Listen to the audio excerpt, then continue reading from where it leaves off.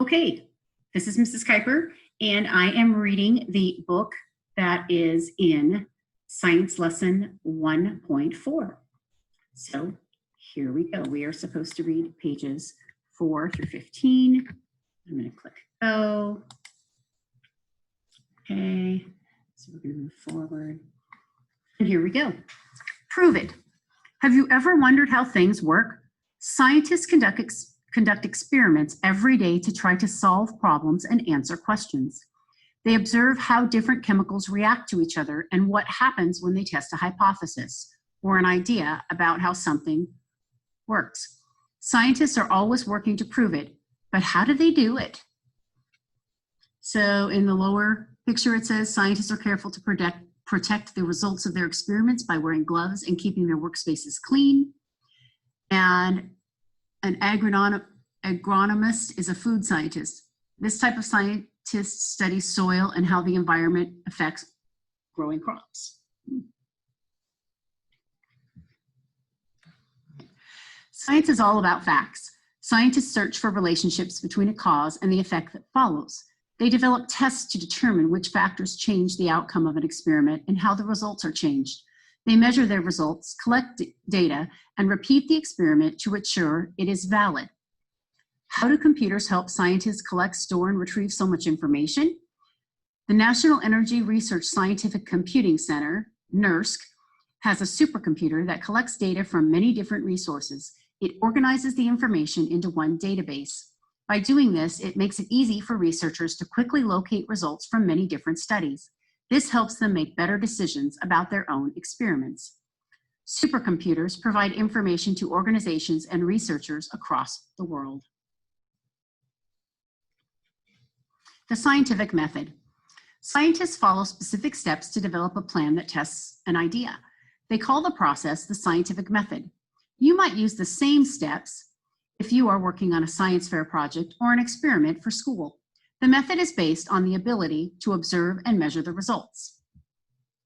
The scientific method. Step 1, ask a question.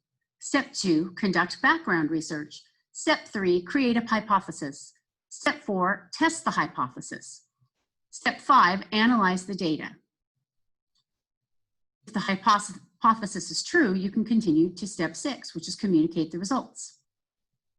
But if the hypothesis is false or partially true, then you're going to go back to create a hypothesis, test the hypothesis, and analyze the data until the hypothesis is true, and then you can communicate the results.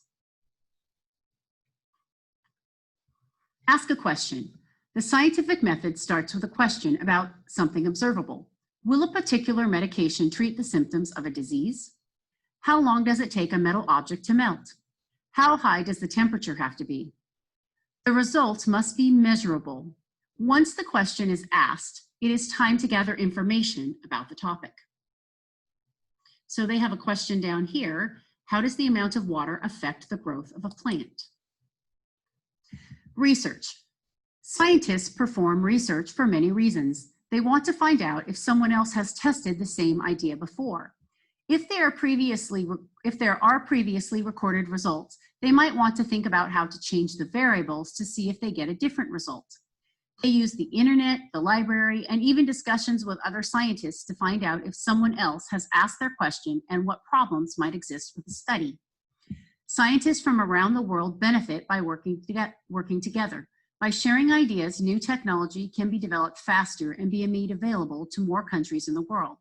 The World Congress in Science, Computer Engineering, and Applied Computing, WorldComp, meets yearly to discuss developments in science and computers.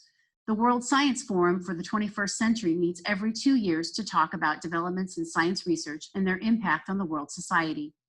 When scientists meet to share their ideas, they learn from each other.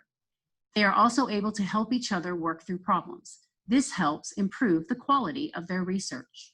So in step 2 of conducting a background research about plants, find information about how plants grow.